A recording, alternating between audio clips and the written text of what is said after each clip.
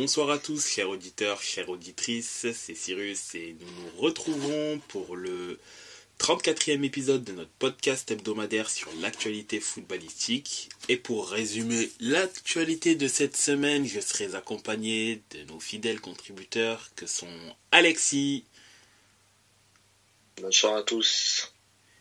Jeff. Et à toutes. Bonsoir tout le monde. Et Camille. Buonasera ragazzi.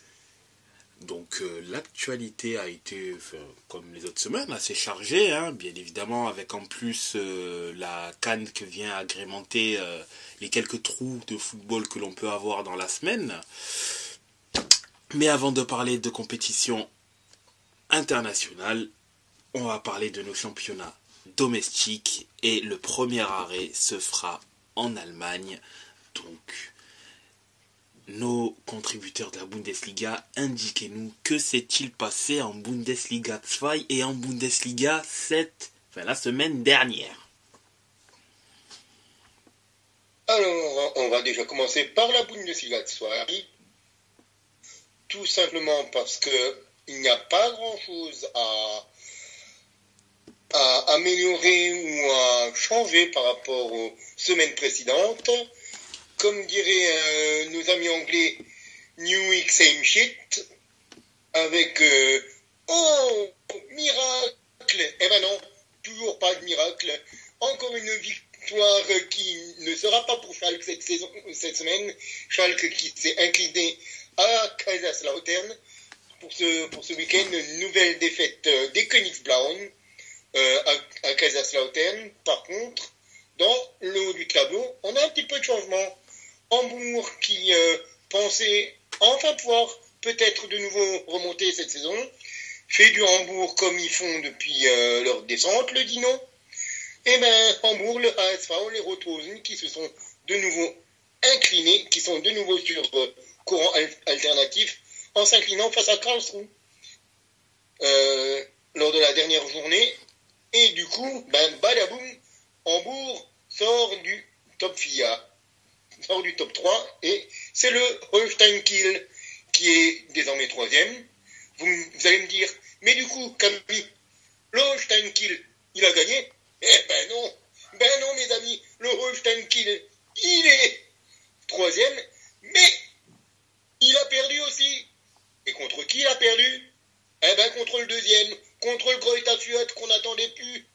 Le Greuther Fürth qu'on était là, qu'on avait complètement relégué dans les bases affaires, eh ben le Greuther Fürth, il gagne, il n'arrête plus de gagner. Nos amis au trèfle du Greuther Fürth, il faut remonter carrément à un match de Coupe d'Allemagne pour la dernière victoire, pour la dernière défaite, et autrement c'était un Ingolstadt au début du mois de janvier, mais autrement, c'est des victoires et des matchs nuls à n'en plus finir. Et il faut remonter sinon au 21 octobre pour voir une défaite des Kleeblätter du Greuther Fürth, donc qui est maintenant deuxième du championnat de Bundesliga 2. Par contre, évidemment, St. Pauli, le leader, toujours encore serein, toujours encore leader et toujours encore invaincu, St. Pauli qui allait s'imposer à Düsseldorf sur un doublé de Hartel.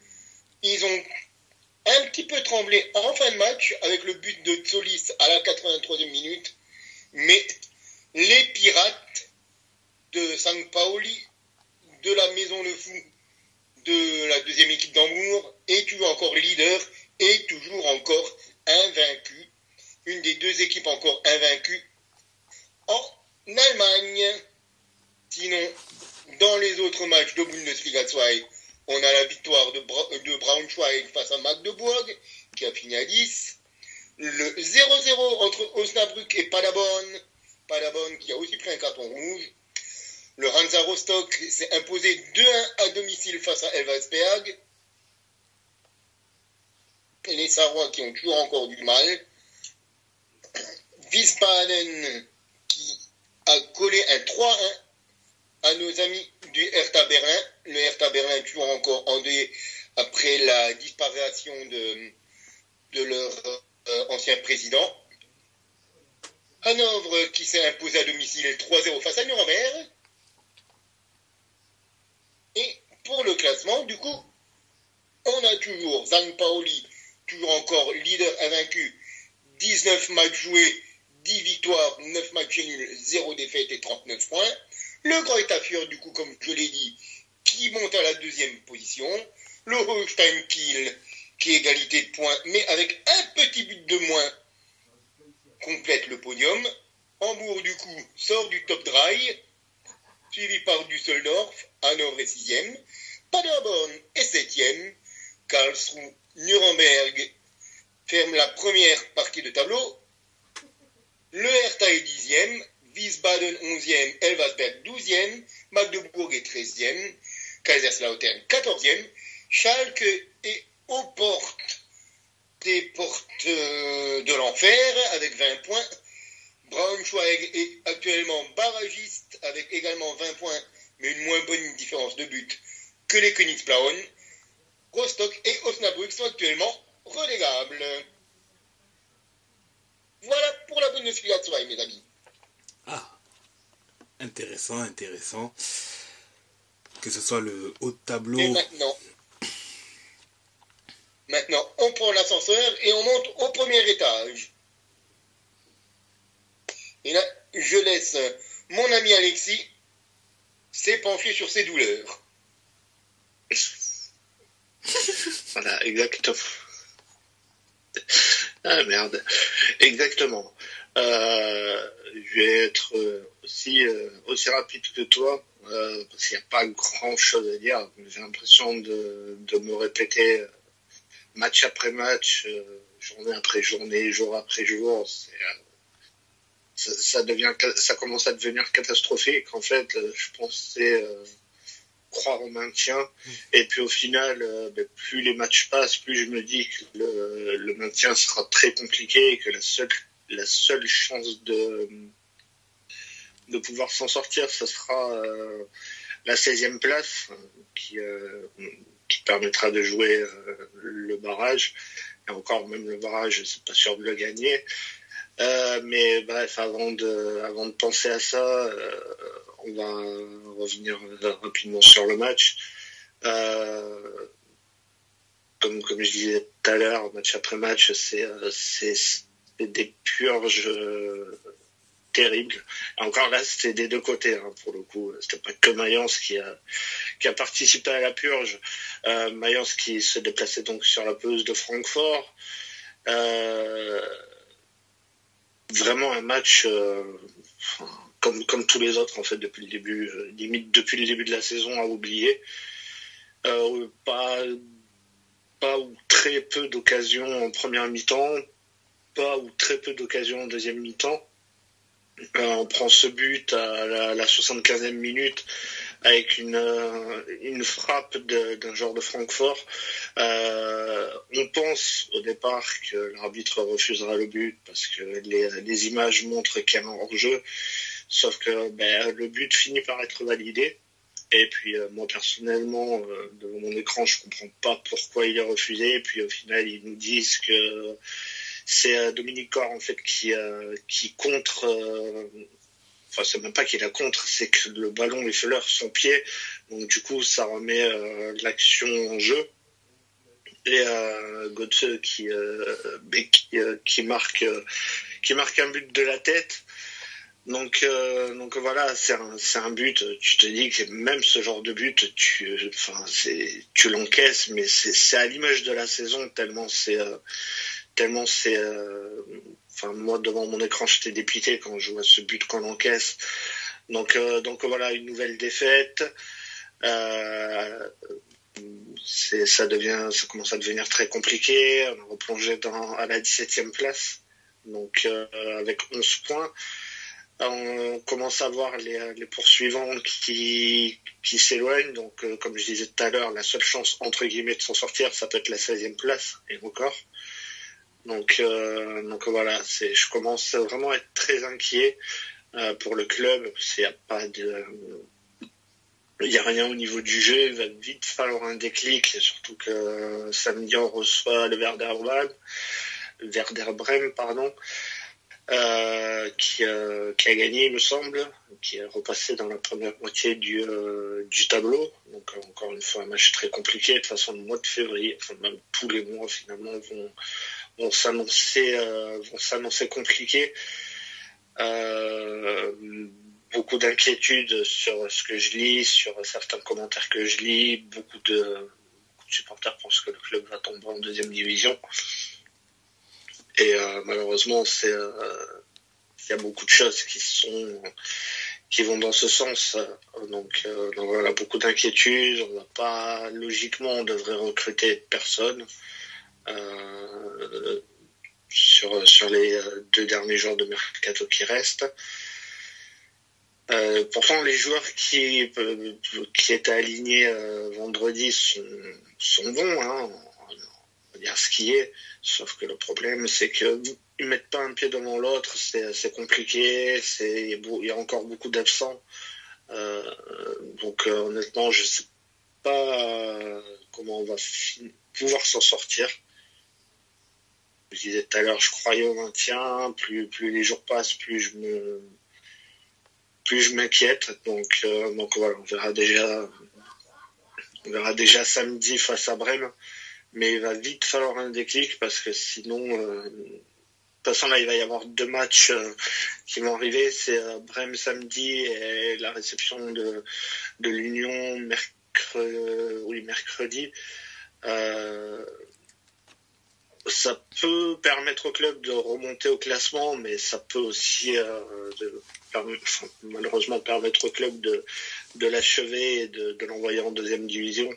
Je pense que si on prend pas 6 points sur les 2 matchs qui arrivent, qui sont à domicile en plus, et notamment face à l'Union Berlin, la situation commencera à devenir très très très critique pour le club.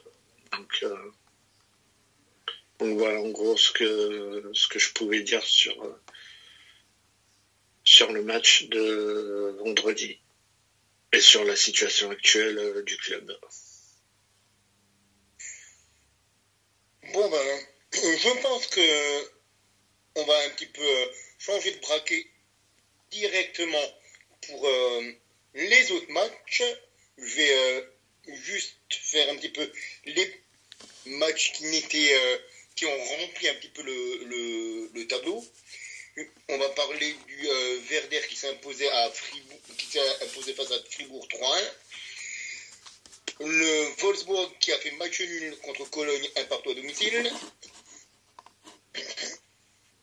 Et Hoffenheim qui a fait match nul contre Heidenheim à la maison 1-1.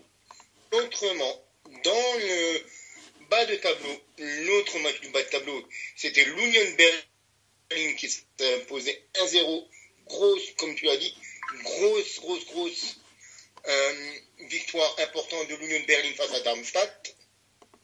Et en haut du tableau, ça s'est bagarré avec le plus court déplacement de la saison entre Bochum et Dortmund, le VfL Bochum qui allait s'incliner à Dortmund 3-1. Il faut savoir qu'il y a seulement 16 km entre Bochum et Dortmund. C'est la plus courte distance cette saison en Bundesliga pour Bochum Dortmund. Pour la petite information, on a le Bayern qui s'est imposé difficilement quand même face à Augsburg 3-2. Gros problème pour le Bayern qui a perdu Kingsley Coman pour 2 à 3 mois.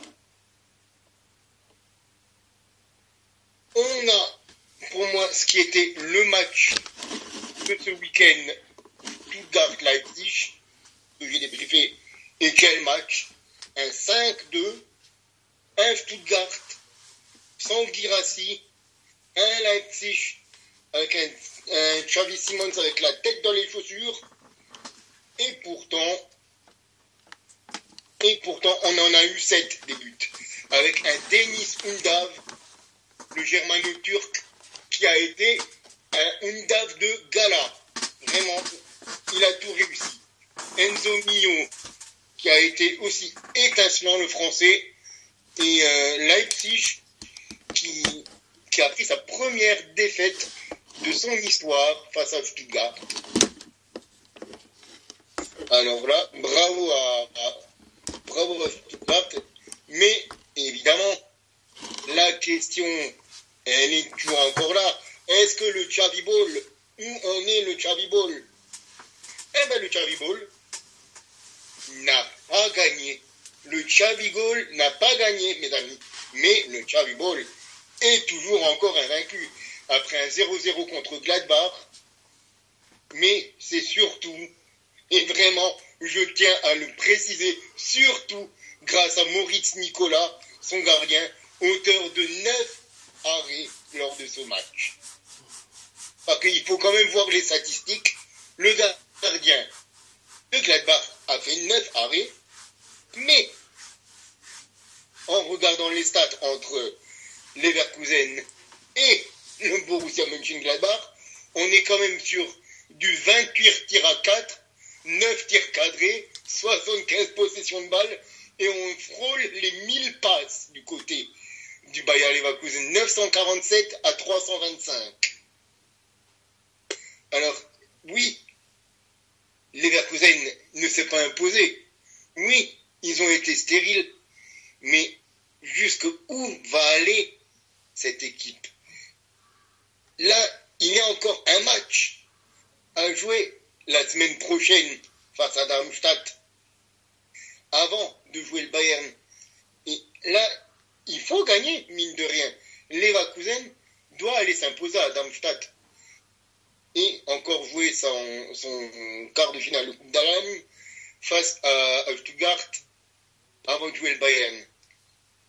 Mais attention à Leverkusen, il ne faut pas laisser des plumes en route là, parce que dans 2 matchs, il y a probablement le match du titre qui va se jouer contre un Bayern qui revient, et contre un Bayern qui mange, qui a faim. Et le Bayern, ils vont pas avoir une semaine trop compliquée non plus, parce que ils ont Gladbach à jouer, à voir si Moritz Nicolas nous refait une performance contre le Bayern comme ce qu'il a fait face à Leverkusen. Là, j'ai envie de dire, j'aimerais bien voir la tête de Xabi Alonso et des hommes en rouge du côté de la Sebenstraße du Bayern au moment de se retrouver le 10 du 2. Parce qu'actuellement, du coup, le Bayern, avec leur victoire, ils sont revenus à 2 points de Leverkusen. Et donc, on va faire un petit débrief du classement avec Leverkusen qui, comme St. Pauli en Bundesliga 2, est toujours encore invaincu. Les 2 équipes invaincues encore dans le top 5 avec 49 points. Le Bayern a 2 points avec 47 points. Stuttgart est déjà décroché malgré la victoire à 10 points, 37 points, le 3e. Dortmund revient à 1 point de Stuttgart. Le RB Leipzig sort du top FIA et est 5e avec 33 points. Attention Leipzig, 4 matchs sans succès, 3 défaites de rang. Attention le RBL, attention à ne pas s'être vu trop beau. Francfort, du coup, revient dans les places européennes et se place à la 6e position. Fribourg est 7e à 3 points des Aigles de Hesse. Offenheim 8e, le Werder est 9e. Heidenheim est 10e, Wolfsburg 11e. Gladbach, avec son bon point face à Leverkusen, est 12e. Augsburg est 13e. Wolfsburg, avec sa défaite, est 14e. l'Union Berlin prend un petit peu d'air avec sa victoire face à Darmstadt et est 17e à 5 points de Cologne, le barragiste, 12 points. Mayence est à 1 point de la 16e place, tout comme Darmstadt, qui a par contre un goal average largement défavorable par rapport à celui de Mayence. Voilà pour les infos outre-Rhin. Merci pour ces informations. Ça permet d'en voir un peu plus clair au niveau de ce qui se passe pour la Bundesliga.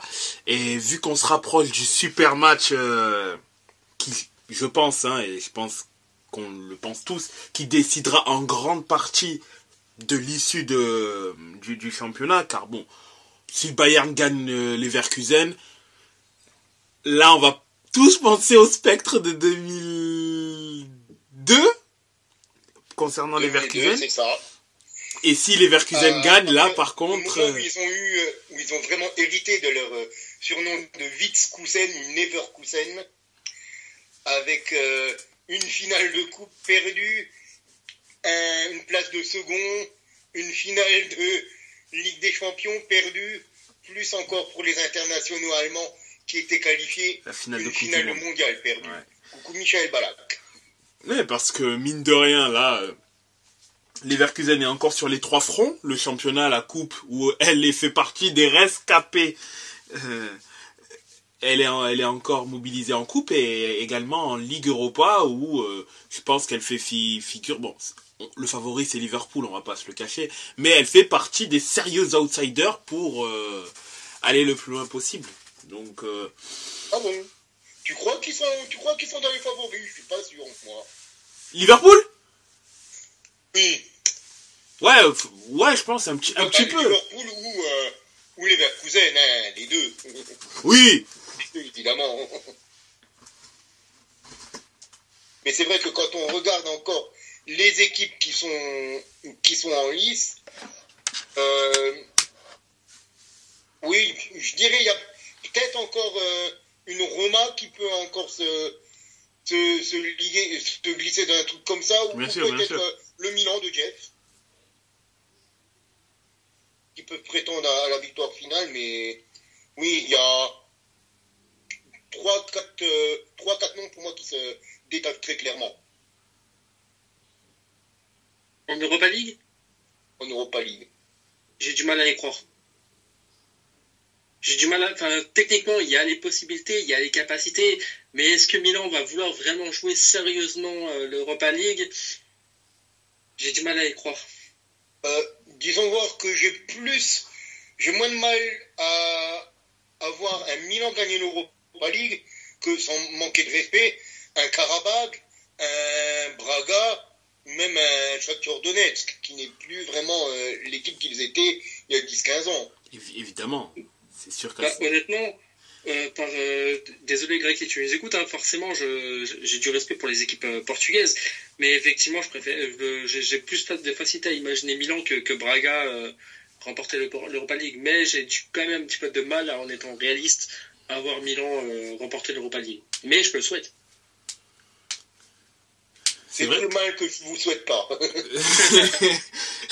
C'est vrai que je sens que le Milan va mettre... Milan n'est plus...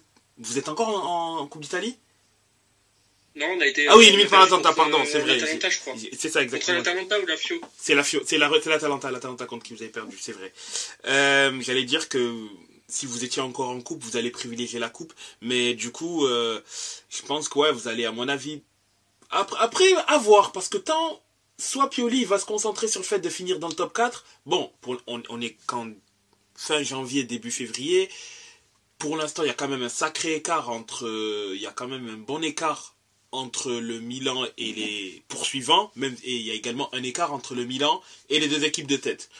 Mais est-ce qu'il va jouer... creuser l'écart, on en parlera tout à l'heure dans la Serie A, on aurait pu creuser l'écart ce week-end, mais voilà. C'est ça. Après... Est-ce que partant du principe où, globalement, vous êtes un peu dans la place, je dirais en parenthèse, du bâtard, parce que le titre semble hors de portée, mais vous êtes quand même protégé, parce qu'il y a quand même un petit matelas entre vous et les poursuivants, est-ce qu'il va pas essayer de gagner l'Europa League aussi? C'est aussi une possibilité, en se disant, bon, sûrement il y a de fortes possibilités que je parte, je peux partir en apothéose en gagnant l'Europa League et en finissant top 3, tu vois. Il y a aussi ça. Je pense qu'il y a les deux possibilités. Bah déjà, il y a 99% de chances qu'il parte, hein, comme je reparlerai tout à l'heure des noms, mais il y a 99% de chances qu'il parte. Milan n'a jamais de toute façon gagné l'Europa League, donc est-ce que Pioli va dire ouais vas-y, j'aurais été le premier à faire gagner l'Europa League à l'AC Milan. S'il n'y a pas trop de blessés, s'il n'y a plus de blessés plutôt jusqu'à la fin de la saison, et j'ai du mal à y croire, pourquoi pas? Pourquoi pas, mais il faut vraiment récupérer nos titulaires, il faut récupérer les Thio, il faut récupérer les Kalulu, faut garder les Tomori, pardon. Là, dans ces cas-là, peut-être que ça peut se jouer, peut-être qu'il y a moyen de faire des turnovers et de faire un turnover entre l'Europa League et la Serie A. Mais s'il y a des blessures qui s'accumulent, ça va être très compliqué. Ça va être très compliqué et d'aller loin en Europa League et vraiment même si ça me semble relativement bien acquis, de stabiliser la 3e place en Serie A. Mais franchement, la 3e place, je pense qu'elle est quand même acquise pour Milan. Ouais, moi je vous vois pas finir. Déjà, pour moi, vous finirez dans les 4, de toute façon. C'est pas le Napoli qui va nous rattraper. J'ai du respect pour ce club, hein, mais c'est pas cette saison que le Napoli va nous rattraper, donc ça fait déjà un concurrent de moins, on va dire. Après, à la rigueur, peut-être que faut voir avec les poursuivants, type la Fio, etc., qui fait une belle saison pour le coup. Bon, on en parlera bien sûr avec la Serie A, mais je vous vois quand même. En fait, c'est ça le truc. Vous, ça va être.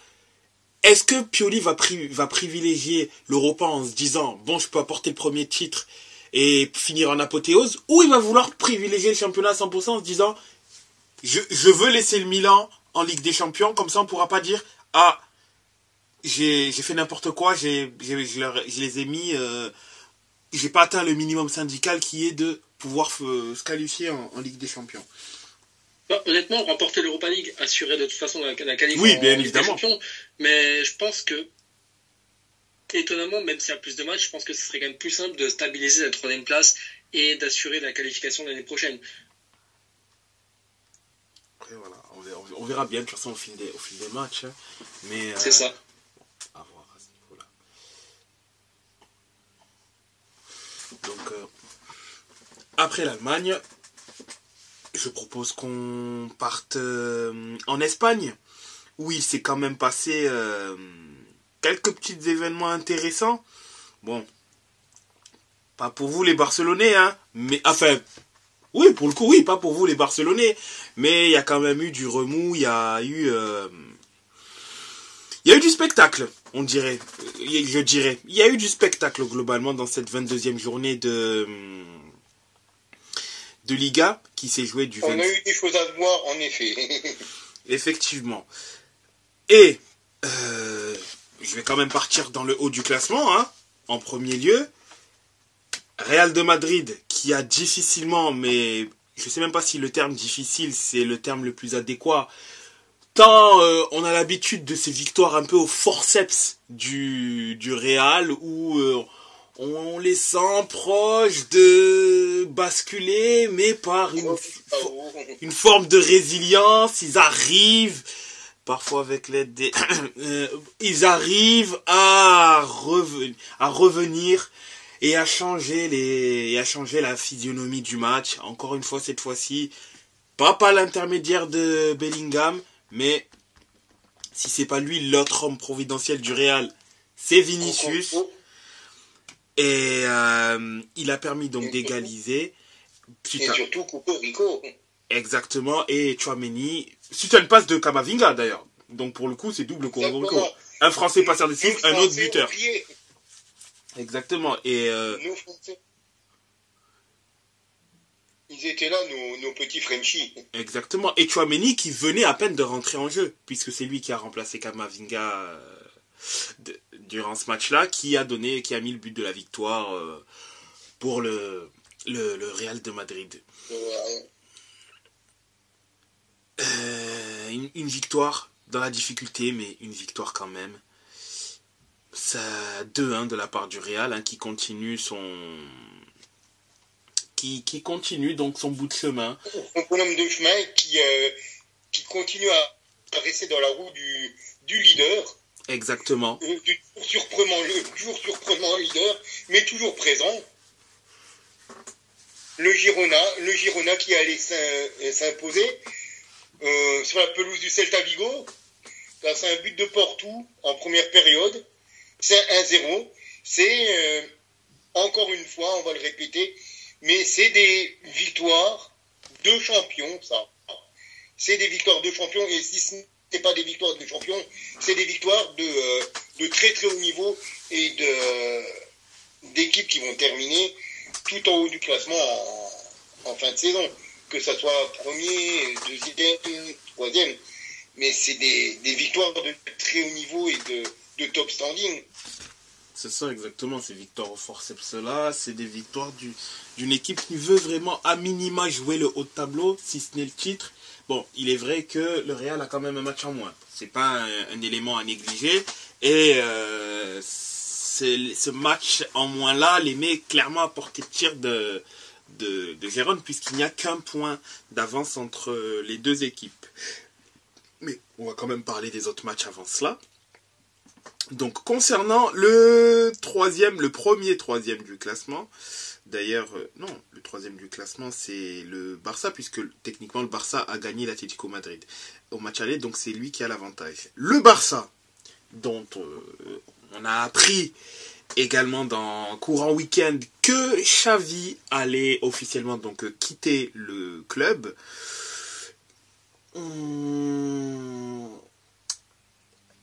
Information très importante. C'est toujours compliqué pour le Barça. Et notamment pour un défenseur sur lequel on a déjà beaucoup tapé, mais malheureusement, on a à nouveau une grande performance de notre ami Jules Koundé. Exact. Mon Dieu, mais qu'est-il devenu? Où est le Jules Koundé qu'on avait à Séville? Parce que là, c'est... il peut venir jouer là, à Mayence, à Schalke, à Metz. Il a le niveau. Il ne fera pas la tâche en ce moment. Parce que franchement, à chaque fois que je le vois, je me dis, mais ce garçon-là, il a encore des notions de distance, notion de jugement par rapport à un attaquant, de placement. Ça m'attriste pour lui, parce que j'ai l'impression que c'est un garçon qui est complètement perdu sur un terrain de foot en ce moment. Et j'ai l'impression qu'il est plus performant sur Instagram que sur un terrain de foot. Mais ce qui franchement, pour moi, bon, en partie, au final, c'est aussi lié, je pense, la perte de Ter Stegen, je pense, leur fait aussi énormément de mal.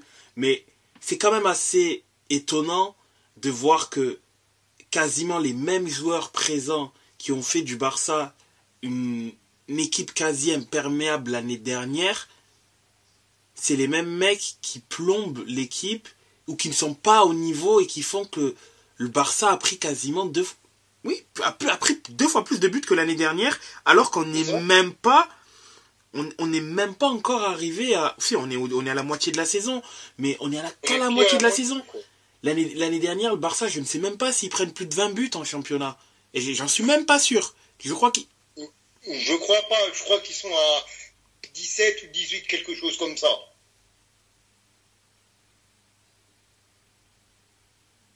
Et là, ils sont vraiment... Ils sont au fond du gouffre, là. Ils sont à déjà 29 buts encaissés. Enfin, 30 pour le coup. Et c'est quand même fou de se dire que... L'année dernière, ils prennent exactement 20 buts. Oui, 20 buts. Et là, ils sont déjà à 29 et on est qu'à la 21... Enfin, ils ont joué que 21 journées, du coup, eux, parce qu'ils étaient mobilisés pour la Supercoupe. Donc, il reste encore plus d'une dizaine de journées. Ils sont déjà à 29 buts. Il reste encore 17 matchs à jouer. Et ils ont déjà encaissé 19 buts de plus. C'est ça, c'est... Et comme tu le dis, c'est les leaders de cette défense qui ont craqué. Et évidemment, je tape sur Koundé parce que Koundé, c'est un Français, parce que Koundé, on a l'habitude de le voir en équipe de France, et parce que, faut dire ce qui est, c'est souvent lui qui fait des erreurs ces derniers temps dans les matchs. Mais Christensen, il n'est plus serein, il n'est plus aussi costaud et aussi bon relanceur qu'il l'était la saison dernière. Araujo, qui était top 3, top 5 l'année dernière, c'est pas aussi catastrophique que ses deux copains, mais on n'est pas du tout sur la même vibe. Et comme tu le dis, il y a Ter Stegen qui n'est pas là, et le petit Peña qui est là, qu'on lui dit tu joues maintenant, mais bon, il n'est pas Ter Stegen le garçon. Et sur le côté, ils ont perdu Baldé, donc c'est le petit Hector Ford qui doit jouer. Quand c'est pas Cancelo qui rentre. Et Cancelo d'ailleurs qui n'est pas vraiment le Cancelo de Manchester City, il faut dire aussi ce qui est. On avait un Cancelo qui était top 2, top 3 européen, voire mondial à City. Là, depuis son arrivée à Barcelone, on est top 2, top 3 des latéraux de l'équipe.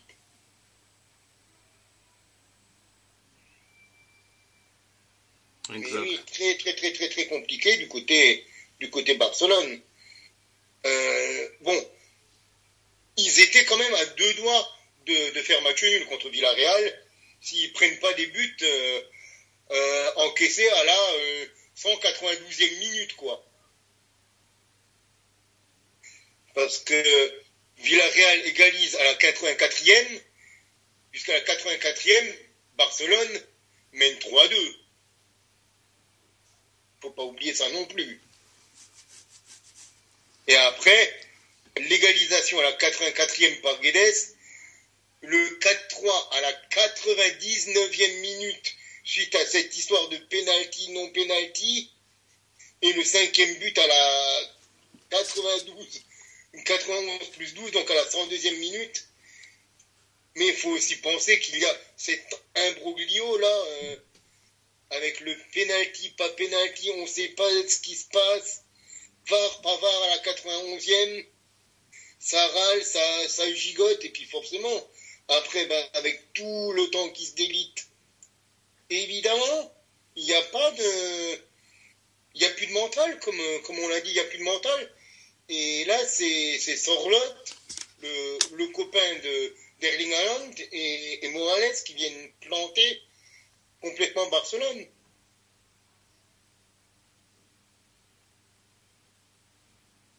C'est ça exactement. Et c'est ce qui est terrible, c'est que au-delà de cette défaite et du fait que Xavi, donc après sa conférence de presse, a dit qu'il souhaitait partir, etc.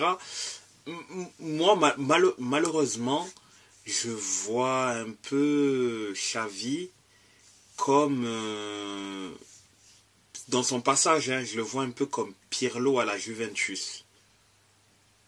Oui, il a été un petit peu balancé là. Vas-y, débrouille-toi. C'est ça.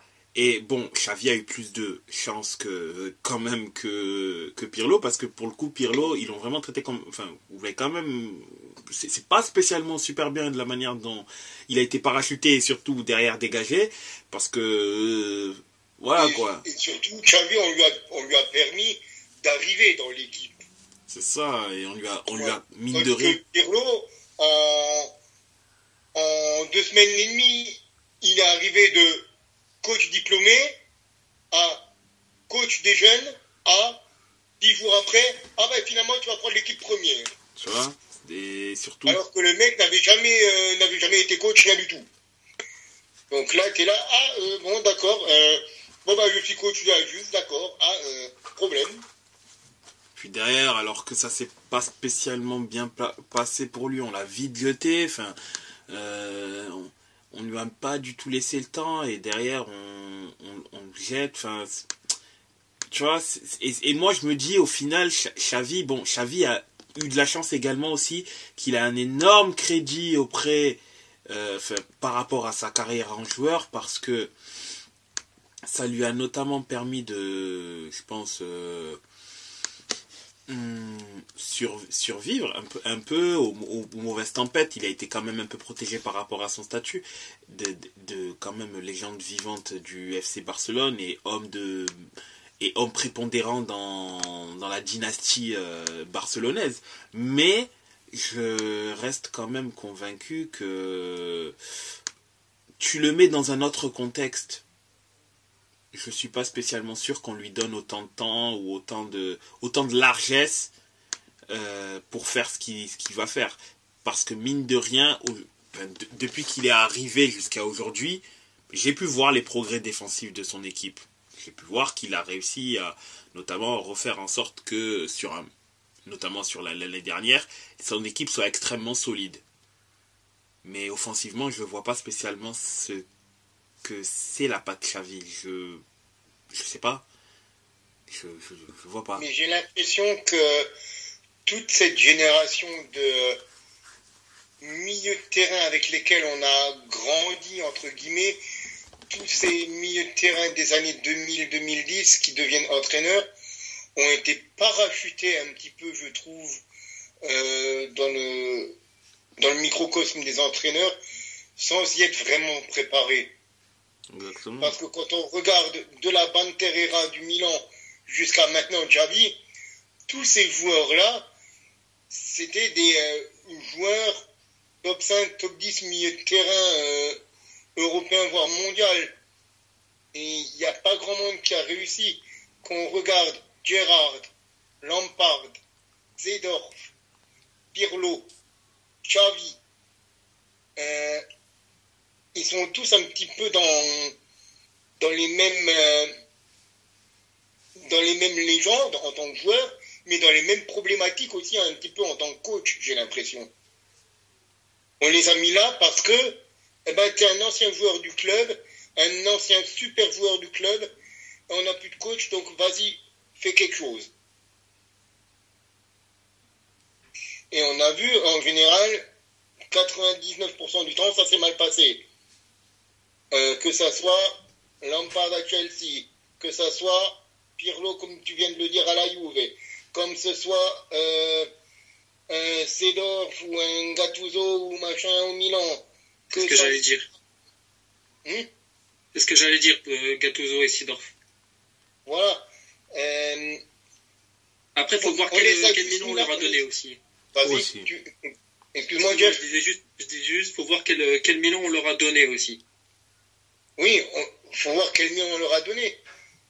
Mais voilà, justement, on ne savait pas.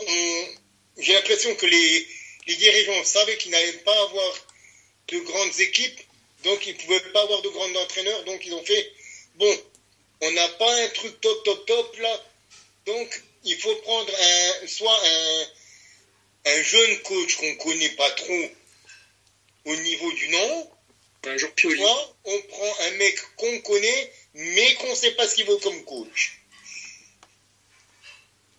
Et du coup, on a un petit peu mis de la peinture dorée sur une voiture qui avance pas, quoi. Au final. On a fait, regardez, Xavi revient, regardez, Pirlo revient, regardez, Seedorf revient. Et t'es là, et tu regardes, et t'as Pirlo, Seedorf, machin truc sur le devant de poster, et tu regardes après sur les côtés, t'as Messias, t'as Oriol Roméo, t'as Bernardeschi, et t'es là, ah oui, c'est ça mes stars. Oh excusez-moi, je vais aller me suicider, ça va me soulager. Comme dirait le grand Maximilien Strauss. Exactement. Je vais aller me suicider, ça va me détendre. Ça va me remonter le moral. Exactement. Et c'est ça un petit peu le truc qu'il y a un petit peu avec cette masse, je dirais, de coachs, d'anciennes légendes qui sont devenus coachs ces 10 dernières années. Mais bon, nous digressons de nouveau, et nous perdons, et nous oublions de débriefer un petit peu ce qui s'est passé pour les autres équipes en Espagne. Parce qu'on a un Atlético qui s'est encore imposé, et pour une fois, sans qu'Antoine Griezmann ne marque. Notre Grisou n'a pas marqué. Comment se fait-ce? Ah, ça. Ah, Bah ça. alors, Antoine, on ne marque plus, que se passe-t-il? Et bon, faut dire, il a été passeur sur le Voilà, premier but. c'est ça que j'allais indiquer. C'est qu'au-delà d'être buteur, il a été passeur pour le coup. Donc, ça J'allais dire, un match de l'Atlético, cette saison, sans que Griezmann soit prépondérant, ça n'existe pas. Il faut le dire. Cette saison, en effet, c'est vrai que c'est... Vu comment il reporte le club, avec un beau score de 2-0 face à Valence, l'Atlético qui a pris de l'air. Ceux qui ont par contre pas pris trop d'air, c'est Bilbao qui est allé faire un match nul face à Cadiz, 0-0. Le Betis qui s'est par contre relancé face à Majorque avec un petit 1-0, mais qui leur permet de remonter petit à petit. L'équipe qui me fait un petit peu du saucisson ces derniers temps, c'est la Real Sociedad, avec une seule victoire en 5 matchs. Attention, la Real Sociedad, on sait que la Coupe d'Europe prend beaucoup d'énergie, mais il ne faudrait pas que ça soit au détriment du championnat. Avec un nouveau match nul face au Rayo Vallecano à la maison. Attention, les copains de Kubo, les copains d'Oyarzabal, tout ça. Et il y a un certain match qui vous attend dans pas très longtemps. Donc, va falloir se ressaisir du côté des Basques d'Anoeta.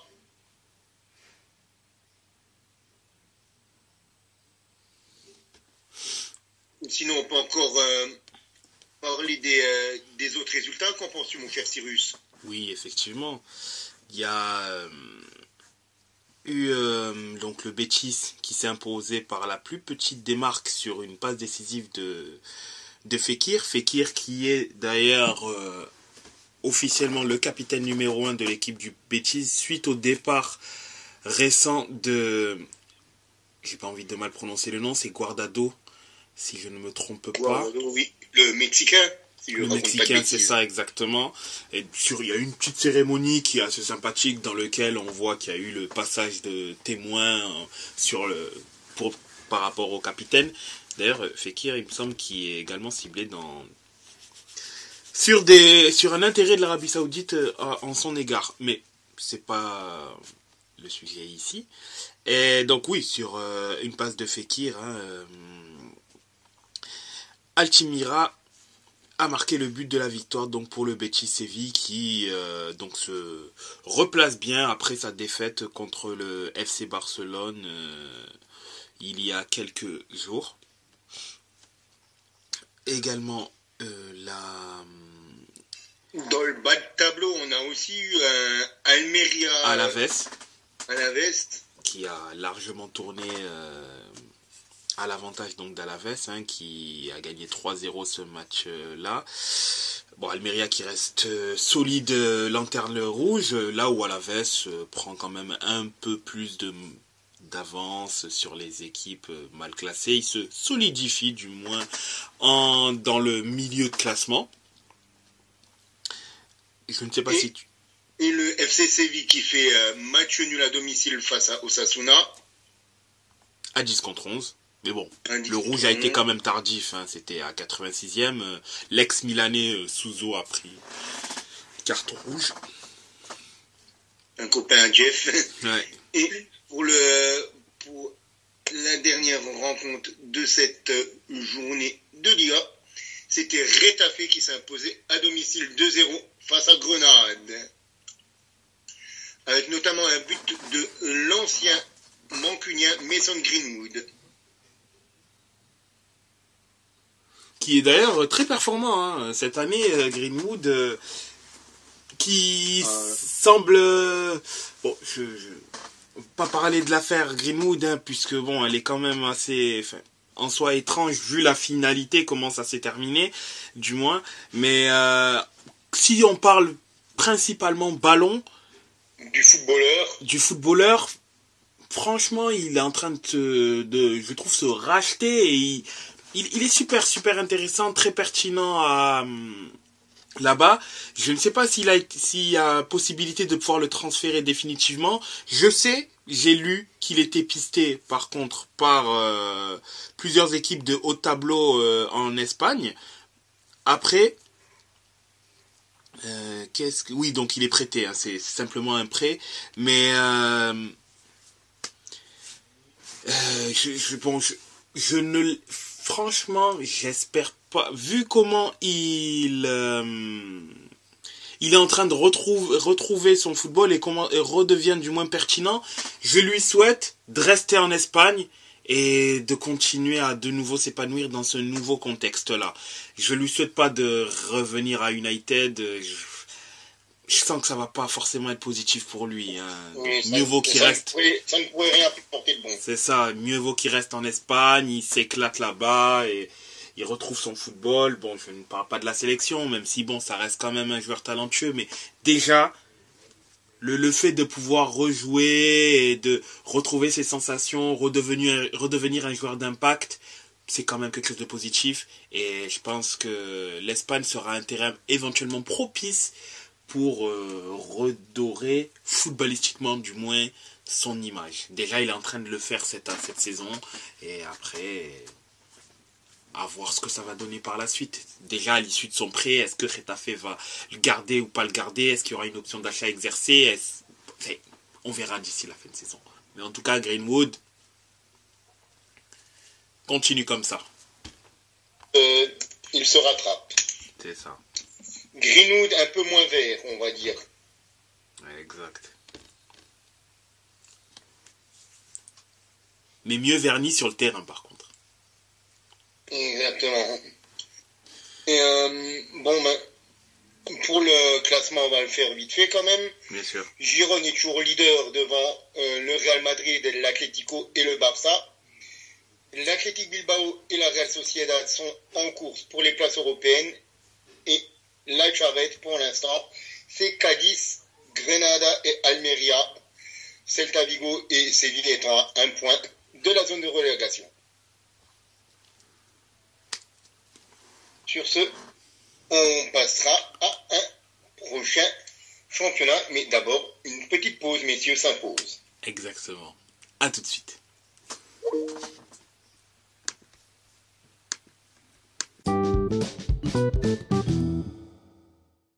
Yo les gars, si vous souhaitez avoir des maillots de qualité livrés rapidement à prix compétitif, n'hésitez pas, foncez chez notre partenaire maxikit.com. Avec le code LTR, vous aurez 15% de réduction sur votre commande. Donc n'hésitez pas, si vous êtes fan de foot, que vous souhaitez agrandir votre collection de maillots ou que vous en avez marre de payer des maillots de football trop chers, n'hésitez pas, foncez chez notre partenaire maxikit.com avec le code LTR, vous aurez 15% de réduction.